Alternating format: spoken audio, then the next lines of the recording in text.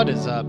How's it going? Welcome, BTC community, XRP community, DLT community, crypto communities, BLUECREW, and all the communities out there. Guys, welcome to another DLTalk. It's Monday. We're starting off the week right. We're hanging out with the BLUECREW, the Green Giants, and the Ledger Citizens. Appreciate you guys hitting the likes on the way in. Thank you for your support. Thanks to any recent subs, any new members.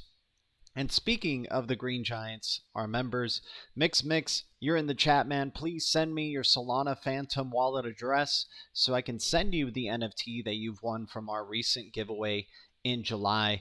Appreciate you supporting the channel, as always. And thanks for everybody here. I am not a financial advisor. I am not a pro trader, and I'll never tell you what to do. How's it going, BLUECREW? Let's get the music back on. Let me know how the video, the visual, the audio is coming through. Appreciate everybody. So we got BTC back at around 22K, taking a little bit of a retracement. It's been a good month, guys. We had a good monthly close for BTC.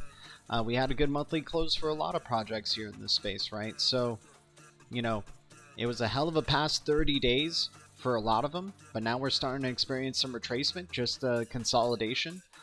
We could still pick up some bullish momentum, but, you know, it doesn't go up every day in crypto. And we know crypto is full of high volatility. That is for sure. What was Bird Dog saying yesterday in our you know, kind of radio segment there? Bird Dog was taking profits, right? I was saying I'm taking profits on some for sure. But sometimes, you know, the bullish momentum does continue.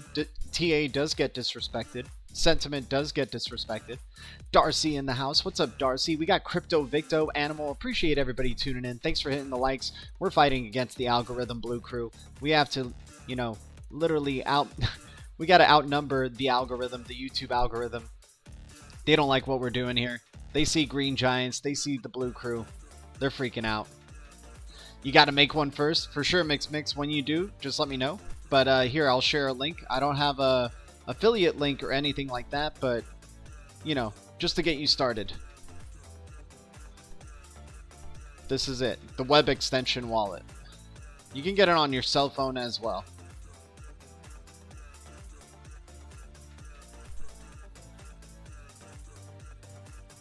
It's a really cool wallet, very fast transactions, allows you to send NFTs very easily.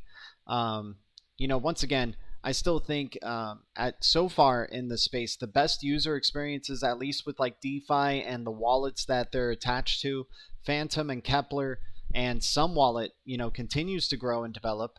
You know, we really like the future for Some Wallet as well. But, you know, right now with Phantom and Kepler, they have web extension wallets, right? You don't really have that yet with the Some Wallet. Can't wait for them to develop something like that where we could, you know, really get into it with, you know, XRP kind of DeFi, XRPL DeFi. But so far, really cool user experience. I mean, Phantom Wallet is one of the, excuse me, one of the only ones that I know of that allows you to send NFTs pretty quickly and efficiently. I'm shorting Luna right now. Okay, Animal. ETH merge, what's the deal and outlook? I'm not too bullish on ETH all in all in the, you know, maybe short term looks good. ETC, Ethereum Classics looking actually really appealing. You know, I had a good pump this last time, I think, on this retracement. I think I might be stacking up some ETH Classic, dude, not gonna lie. I mean, I'm chasing a pump here at 130%, so maybe I shouldn't be jumping in on this, but I think this news is significant for Ethereum Classic. It could still be in a bearish cycle.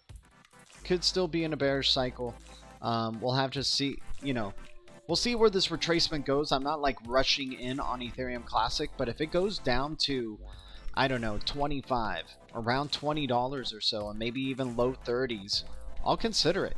I'll consider it with Ethereum Classic because I think it's had some really big news with miners' sentiment really gearing towards mining more. You know, they're putting their resources into mining more Ethereum Classic because of Ethereum's shift, right? So I think this benefits Ethereum Classic more than it does Ethereum. FTT, FTX token, we got some news on today as well. But as you guys can see, there's some opportunities out here. You know, if you do believe we're still in some bullish momentum, but this is just a retracement day, this could be a good opportunity to find, you know, some good flips here if you're looking for that sort of thing. You know, we got the deep red section that we'll go into in the future. And then, of course, at the end of the stream, we'll do the deep reds and then talking to some of the community members who just want to jump on and say hello. Once again, always grateful for your support here, you guys. Thank you.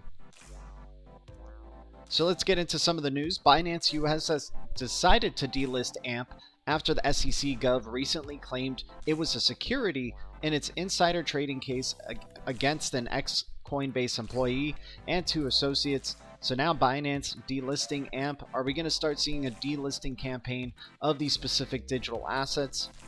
I mean, if they do it for XRP, you know, they should be doing it for these other digital assets as well. I am bullish on AMP, unfortunately, but this is not a good sign, right?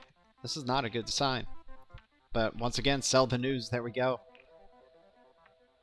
XDC, last week was an active one for XDC. Give us a follow to stay updated on the most current developments happening in the XDC network. I mean, really good stuff, man. WanChain, Trade Tech, or Trade TQ, you know, Impel, like really digging what's going on with XDC and just stacking up more of that as well, as long as it's under 10 cents. Why using some for using the Sologenic exchange? Yeah, I am using some for the Sologenic exchange. So I guess you do get some, you know, DeFi aspect out of that for connecting in that way. But I would like a web extension so I don't have to pull out my cell phone to access it. Apologies again for my behavior on Jitsi. Gee, all my profanity was uncalled for. I mean, it was unacceptable, DN. Everything you did yesterday was unacceptable, and I expect more. I honestly expect more from you, dude. But you know what, DN? You'll keep your blue wrench for now, man. You'll keep your blue wrench for now. I think you mean well, but we'll see. Guys, thanks for the 8 likes. The 11 viewers. We have a strong community here with the Blue Crew. And if you guys don't have a wrench, if you're just tuning in and you're visiting for the first time, feel free to speak up in the chat. Get a blue wrench. Join our Blue Crew. Talk with the Green Giants. Let's fight this YouTube algorithm together. Quant posting, are CBDCs going to replace retail banks? A certain person, Verdian, doesn't think so. He has explained that fellow panelists, Timothy Lane as well, and Visa, talking about crypto and digital asset summits 2022. We'll just check out the images here. We won't play the video necessarily, but, you know, Quant's doing its thing. People are getting more bullish on Quant. The sentiment continues to grow for Quant. You know, obviously very small supply for this type of token. Who knows what the ultimate intentions are for this project, but look at this panel here. You got Quant, Visa, Bank of Canada, Financial Times, MIT, right? As Gensler would like to say. MIT.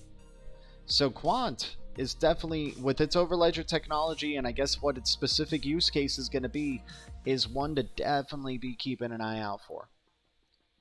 You know, this one's been in the, you know, has been around for a good while now, right? I think since 2015 or 2018, somewhere around there. You know, and their technology has been growing and more adoption's been happening.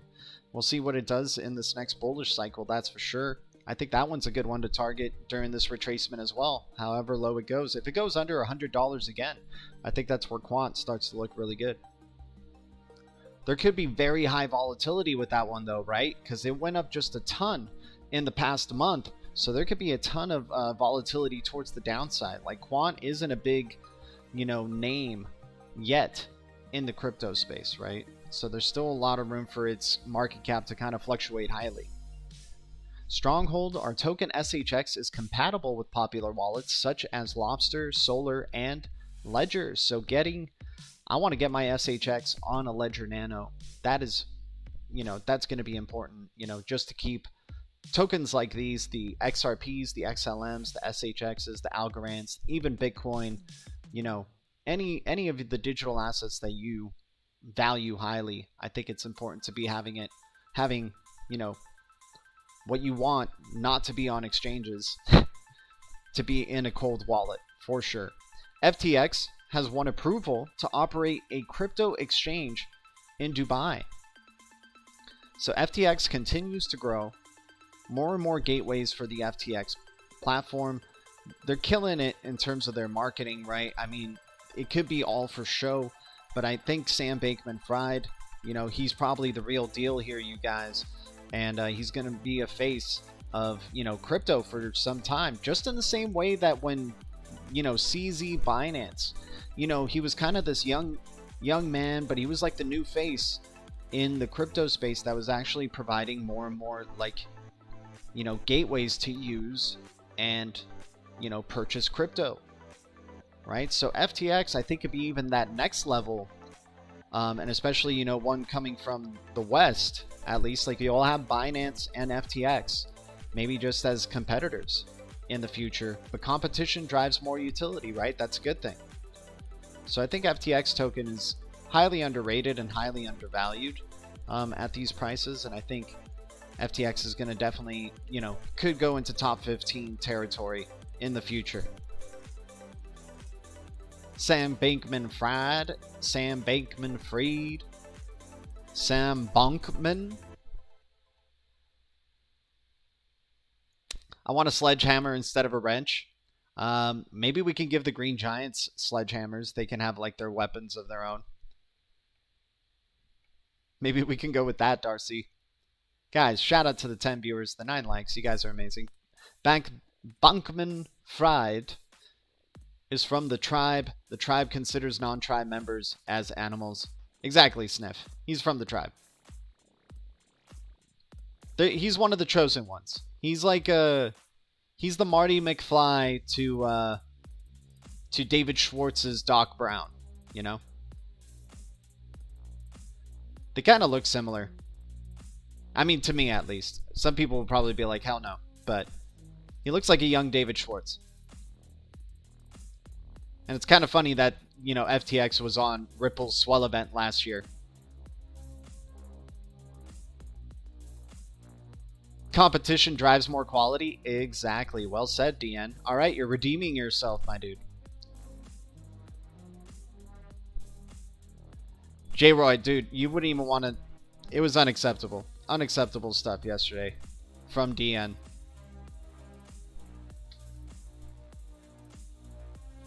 But, you know, we believe in second chances here. We'll give him a second chance. David Schwartz looks like a young David Schwartz. Mind blown. So some people bring in ISO 20022 messaging integration to Bitcoin through XDC, right? Please see below complements a utility theory who does a great job of breaking down the process. So Bitcoin ISO 20022 financial messaging system. Here you go. Interoperability bridge, XDC, WAN chain, wrapped XDC, going through Impel, ISO 20022 compliant messaging to the ISO 20022 compliant, you know, all the banks that are connected with this. I mean, that's one way it could work. We'll see, you know, there's going to be plenty of other options, but the key in this future to distributed ledger technology is interoperability, right? Volante Technologies, a Ripple partner, talking about the Federal Reserve cracks down on improper payments. Let's take a little bit of a deeper look here with what's going on. What's up, 28 Crypto? Good to see you, man. Thanks for tuning in. Blue Crew coming through strong. Where are the Green Giants at, man? Mix has got his hands full in this chat today.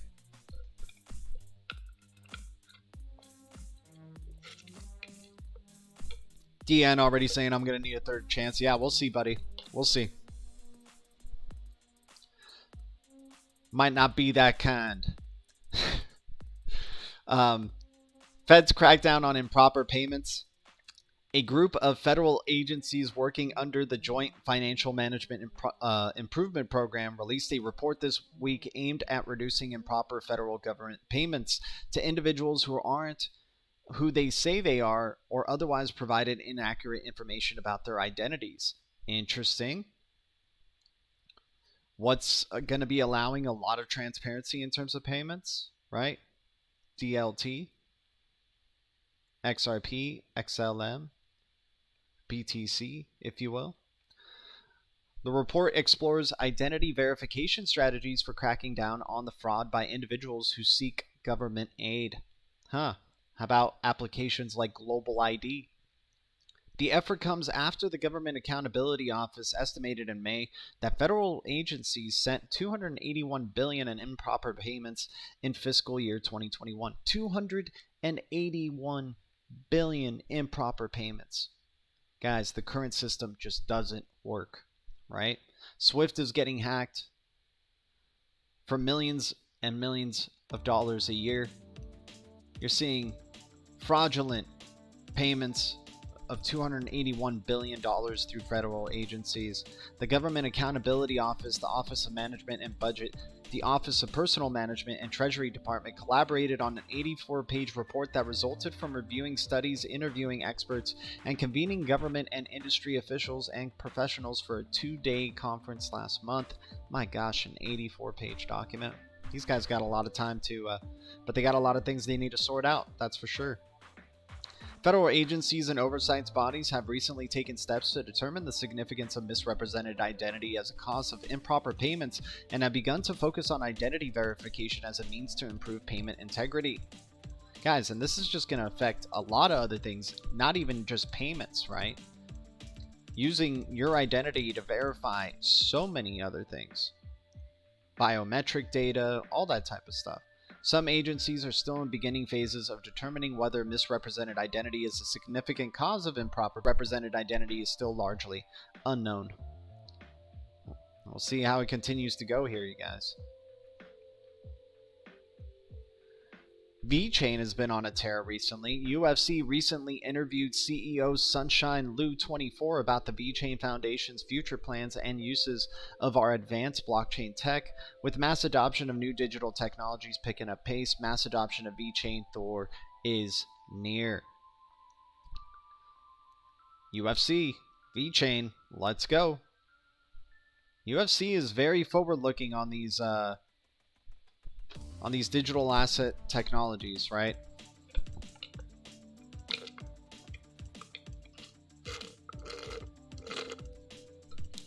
They are who we thought they were. And we let them off the hook.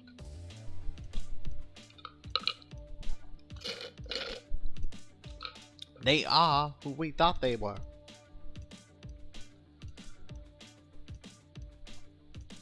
Coindesk, Bank of America says Ethereum's move to POS will decrease its energy consumption by over 99%, lower barriers to entry for investors to generate yield as network validators, and alter ETH supply-demand dynamics. Guys, this could be a massive thing for Ethereum. I'm not the biggest fan of ETH, but man, you know, if that's all what they're looking for, is for ETH to just be more eco-friendly. And if it already does have regulatory clarity, or, you know, that free pass, I mean, I think Ethereum is definitely one to just be loading up on for this next bullish cycle, especially if we get a good retracement here. If it starts going around like 1,200, maybe 1,000, I mean, dude, I would even take the risk to just see if it goes back down under 1,000 again, just to see Ethereum dip just under 1,000 one more time. G should be a football coach. American football, not international football. Yeah. I am a big fan of fantasy football. I kind of look at cryptos like I look at fantasy football in a weird way. You know, some cryptos you pick up on the waiver wire, you're just taking a flyer on, and they could be league winners. They can bring us some good value. We got Hugo Filion talking about Flare here. Let's put down the volume and we'll get into that. And then we're going to be going into the deep red soon, guys. Appreciate you guys tuning in. Shout out to the Blue Crew. You guys are amazing. And once again, thanks to any new subscribers. Thanks to any new members to the channel. It's a war between the Blue Crew and the algorithm. Let's win, guys. Let's win. All right, Hugo Filion speaking here from Flare. Let's hear what he has to say. Let me know how the volume is, guys. Hopefully it doesn't blast your ears. You can think of Flare as a layer one. In some ways, you can think of Flare as almost a unique interoperability-based blockchain in order to enable interoperability across many different chains. It really, what it's actually doing, and we dig down to this and when we go into layer cake, is what it's actually doing is it's trying to de-risk the user experience, both from, say, bridging and from relay. So in bridging, you know, it's quite a, we've seen a lot of issues in bridging recently. You know, there's been more than $1.5 billion of losses in bridging in the last year. And what we're trying to do with layer cake is to provide essentially a way for the risk to the user to be moved away from the user to people who are better able to bear it. So it acts like insurance in that way. And that the reason we think that's important is, firstly, we don't think there are very good technical only solutions to getting rid of the risk. If there were, people would have created them.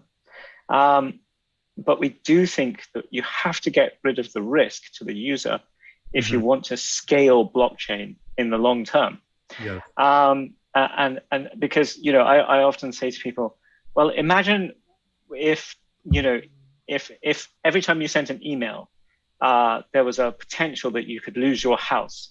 You know, would email have become a popular utility across the world? And I think no is the answer there. So we kind of have the same idea about cross-chain, multi-chain, which is it is the future. It has to be the future because there can't be one chain that can provide everything for everyone.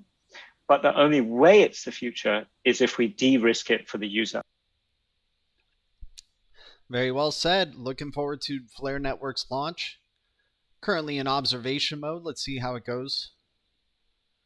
Trade Tech, talking about traded tokens available on Zinfin Official's XTC network, overcomes trade finance barrier to create access for retail and institutional investors. You can check it out here. As the preferred network for its token issuance, Trade Tech offers further validation of the XTC network's real-world utility. Co-founder of the XTC network, talking about Trade Tech. Let's see if we can add Trada to the list if it's already on there. I doubt it, but you never know. Yeah, no Trada just yet. All right. R3, XDC, right?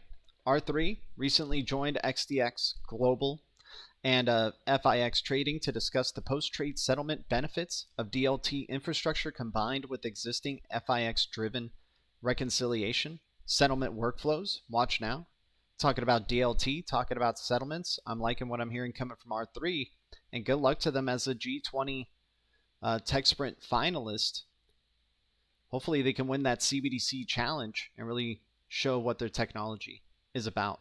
Hell, either one, man. Ripple, R3, Stellar. Let's just see, these ones that are using DLT technology really show out.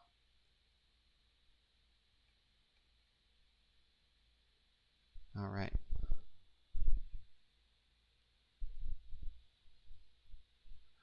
Is the music coming through? Let me see. What happened here? Oh, there we go.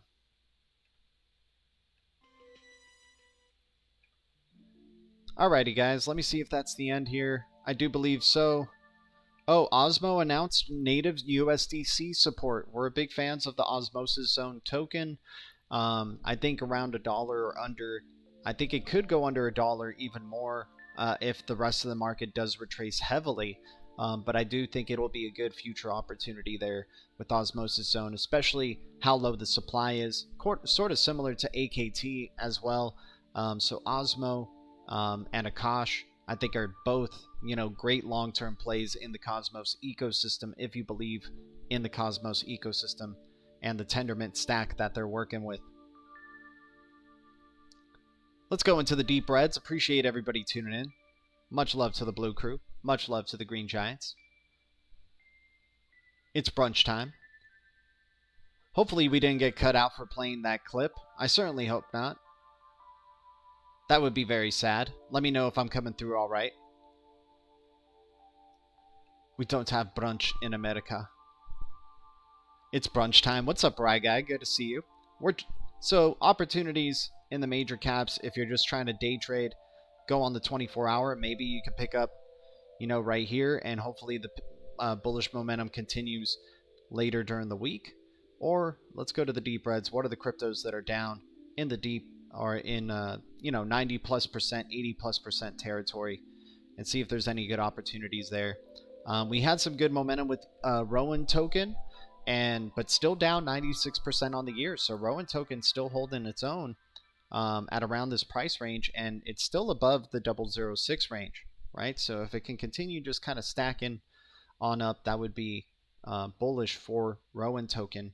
Planet's token has really taken off. We discovered it literally before it popped off at 005, and now 41% gains in the past 7 days. Planet's token has done its thing, but still down 90+%, right? Connections with Algorand, connections with a pretty good miner to earn some Planet tokens, and then as well as the connection with CERN, right? Do you ever travel for your work? And if so, do you ever come to Virginia? Sniff. I do travel. I haven't been to Virginia, though. I haven't been to Virginia yet. That would be cool, though. Sounds good, G, except for the weird accent. I got a weird accent going. Oh, no. Oh, good timing. Alliance Block has definitely been on our radar here. I'm liking Alliance Block a lot around this 4-cent range, guys. And if it goes to 3 cents or even a penny, I still like Alliance Block. I think, Flare launching, and, I think it's one of those ones that's like, still needs to build out what it's building out, but you're seeing some good infrastructure being set in place here for something like Alliance Block. Love seeing Stronghold again, actually under the into the 000 range. I like Stronghold definitely in the future, and I like their consistent activity. I like seeing consistent building from the company. The volume gets pretty nuts sometimes with SHX, but just liking it because it's one of those ones along with Alliance Block that are just close to 90% down and just right across the board. They'll definitely have some high volatility towards the upside. If they do break out towards the upside, it's just a minor cap kind of situation, right? That's what people like these minor cap cryptos for. It's like the high volatility towards the upside. Akash is at $37 or 37 cents. I wish $37, but it's at 37 cents currently. I think we could see a retracement somewhere to about maybe 32 cents, maybe even under 30 cents for Akash in the short term. I feel like mid-August or second week, like next weekend, not this one. That's when we possibly get another turn if we're continuing bullish momentum towards the upside for the short term. That's where we see some good stuff going. Sologenic under 20 cents is another one that I'd be targeting here, that I really like in the deep reds. So I would say Sologenic, Stronghold, and Alliance Block looking like good opportunities here because they're just right across the board, right? I don't know too much about Legacy Network here, but Legacy could be a good one. I don't follow this project too much, though. I think maybe a BLUECREW member might have shouted it out. And then for Peter Parker out there, DN, Spider DAO, just Spider DAO right across the board here. Is WadsPay good or bad? I never got into it. I don't know if it's good or bad, though. Do you ever travel for your work? I travel sniff, but don't worry. I try to avoid Georgia, says DN. I'm a fighter. I hear Virginia is for lovers. Are we going to take a look at the Reds now? Does Brandon Phillips still play for them? We're not going to take a look at the team, the Reds, man. But anyways, let's open it up for any BLUECREW members who want to just jump in and just say hello to the BLUECREW. Hang out with us. Let us know what crypto you're into while we wrap up this stream. Give a shout out to the BLUECREW. Give a shout out to the Green Giants. Here's the link. Feel free to jump in if anybody wants to ask any questions or, once again, show some love. But yeah, SHX 000943, Alliance Block here. Right across the board. Let's look at some chart here while we wait for somebody to chime on in. Feel free to call in. This is our radio segment for the stream. I'm going to be adding it to the end of our streams now. Give some people opportunities if they need to just say something in terms of crypto or, want to contribute something to the channel. Appreciate it. I try to avoid Virginia. Right, guy. Morning. It's brunch time for sure. Guys, thanks for the 10 viewers, the 13 likes. We're taking a look at our, the Elliott waves that we charted with XRP here. Now, it's not going to exactly play out this way, but it has played out the way we've expected so far, right? We plotted this 0, 1, 2, 3, 4, and 5 point right here. Now, there's no guarantee that we're going to be going up to 50 cents or even any further from here. We are in a bear market. It could disrespect TA, but on the daily, it's showing that there's going to be some bearish retracement to come, right? So could it be severe? Could it be really like a really big red candle that just comes out of nowhere and takes us down to perhaps the level that David Schwartz said, which was 24 or 25 cents? I mean, I don't know if you guys saw this, but David Schwartz. And once again, guys, here's the link for the Jitsi. If you guys want to just jump in and say hello to the BLUECREW, don't let me, while I'm talking, don't feel like you're interrupting me or anything. I want you to interrupt. I want you to jump in and say what's up. But yeah, if we look at David Schwartz's recent post right here, Don't tell anyone, but I drove 25 because I'm a rebel.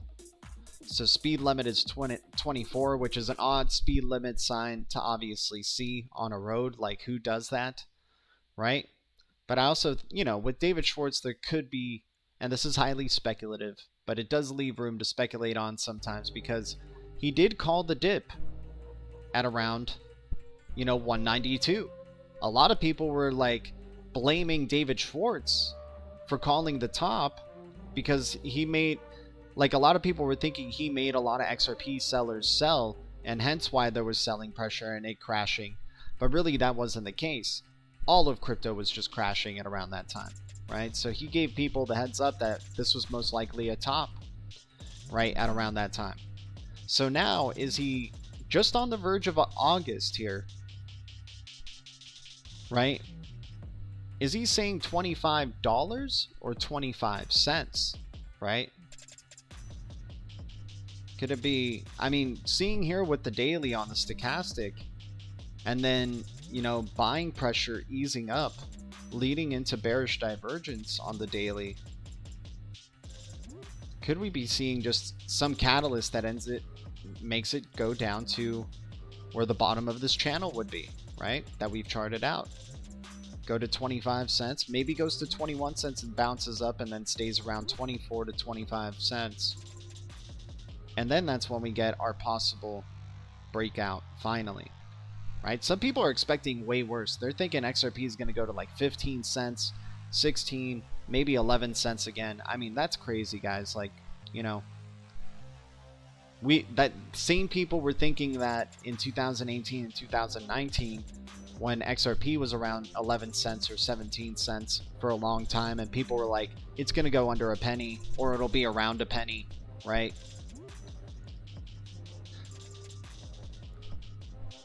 Shout out to the Blue Crew, the Green Giants. Once again, here's the link if anybody wants to just jump in and say hello to the Blue Crew, or ask a question, or let us know what crypto they're looking out for, or what, you know, news they may be providing. If anybody wants to jump in and provide some news they have, that would be cool. To have like some people who can just like kind of jump in on these streams near the end and provide some news updates from their perspective.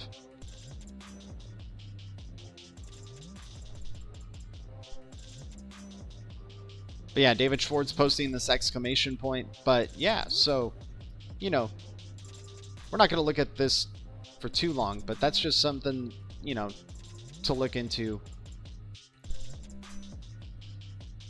I mean, I would definitely, you would have tested this bottom part of the channel already like 3 or 4 times, right? If it goes to 23 cents. Possibly even 19 cents. But on the daily, it's looking pretty bearish all in all. But in the weekly and the monthly, looking hella bullish, right? We're already in a good volume pickup. Already going into bullish divergence on the weekly. So middle August looks like it could be some good stuff coming through. And then on the monthly, we're still in like selling pressure, right? But you can see we're on this, getting near the bottom of the stochastics here. Could we get a breakout in October possibly, or November, somewhere around there, towards the end of the year, start breaking out towards the upside for XRP specifically, but for the crypto markets in general, right?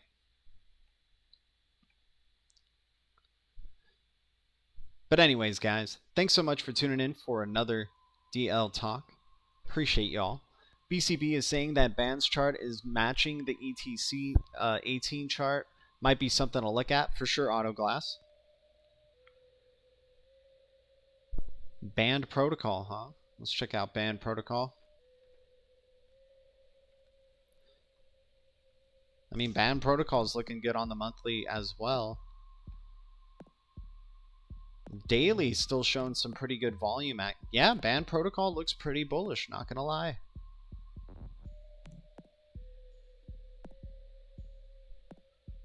Band Protocol can be pretty bullish. So broke out of the trend line in a sideways fashion. And so far, some support, historical support being shown here.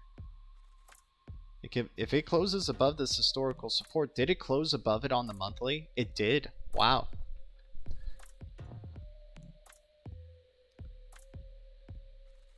Yeah, Band Protocol looks pretty bullish here. I mean, you could be getting a nice journey to about, you know, double the money right there. 2x.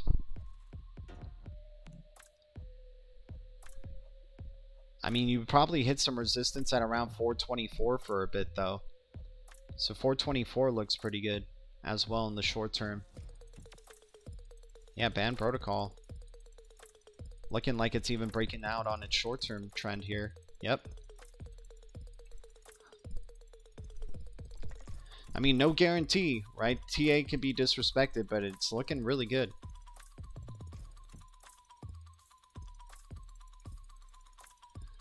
Thought it looked good. Yeah, man, Band Protocol is looking pretty good. Let's see the price right now where it's at. Part of the Cosmos ecosystem, right? Oracle Solutions, super low supply at 100 million. Currently at 166 with an all-time high of 222. It's kind of followed the trend already with 27% in the past 30 days. So I don't, maybe we wait for even a little bit more of a retracement. But yeah, Band Protocol, you know, down 74% on the year. Could it go to $4? Possibly.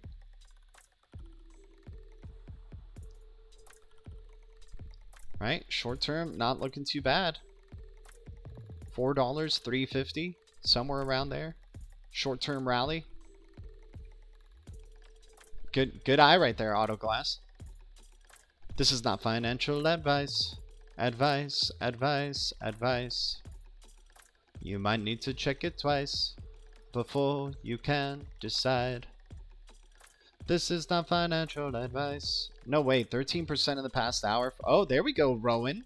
There we go. Let's go, the Rowan token. Let's go, dude. Sniff, let's go, my man. What the heck just happened here? Why a 12% just jump up for... Okay, it was in our red section right there. So that one we just called out in the red section and then just had a nice recovery instantly. Dude, we're seeing some popping off randomly here. Reaper token coming up 10% in the past hour. Are we already turning the sentiment? No. I mean, you're probably getting some good, you know, it's mostly the micro caps, right? So the micro caps might have a good week during the major caps consolidating. We'll see. We'll see. But anyways, everyone, thank you guys so much for tuning in to another DL Talk. I'm going to leave you guys here. Appreciate the 21 likes, the 10 viewers. You guys are amazing. I'll see you guys in the next one. Always grateful. Have a wonderful start to your week. Let's kick ass today. Let's kick ass on Tuesday. Let's kick ass the rest of the week. We have the Eye of the Tiger. Thank you, BTC community, XRP community, DLT community, crypto community, BLUECREW, and all the communities out there. The future is distributed ledger technology, and the future is bright. What's up, E4 rockin'? Our future is bright. Keep the Eye of the Tiger. I'll see you in the next one. Much love. Adios.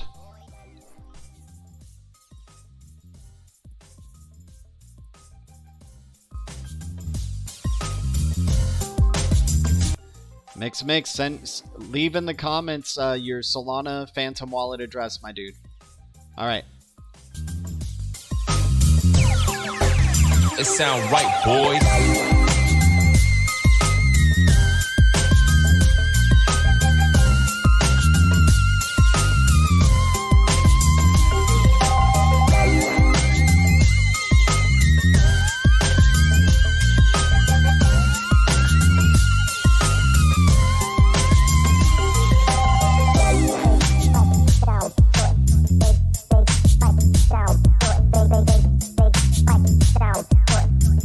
Big fight.